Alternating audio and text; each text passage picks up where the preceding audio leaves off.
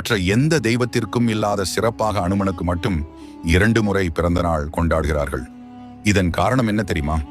வால்மீகியின் ராமாயணத்தின்படி அனுமன் அவதரித்தது மார்கழி மாதம் மூல நட்சத்திர நன்னாளில். இதையே தமிழர்கள் அனுமன் ஜெயந்தியாக கொண்டாடுகின்றனர். அதே சமயம் புராண கதையின்படி பிறக்கும் போதே அற்புத சக்திகளை கொண்ட அனுமன் குழந்தையாக இருக்கும் போது தன் பயங்கர பசியின் காரணமாக சூரியனை பழமென எண்ணி அதை பிடித்து சாப்பிட வானில் பறந்து சென்றார். சூரியனின் அருகில் அனுமன் சென்றதால் அவரின் நிழலால் பூமியே இருள் சூழ்ந்தது. இதனால் கோபம் கொண்ட இந்திரன் அனுமனை தடுப்பதற்காக தனது வச்சிராயுதத்தால் அனுமனை தாக்கினார். இதனால் சுருண்டு விழுந்தார் அனுமன்.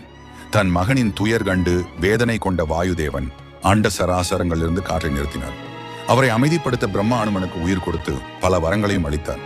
இதனால் அனுமன் மீண்டும் உயிர் பெற்றது சித்ரா பௌர்ணமி தினத்தில் என்பதால் வடமாநிலத்தவரின் கருத்துப்படி இது அனுமனின் பிறந்த நாளாக கொண்டாடப்படுகிறது.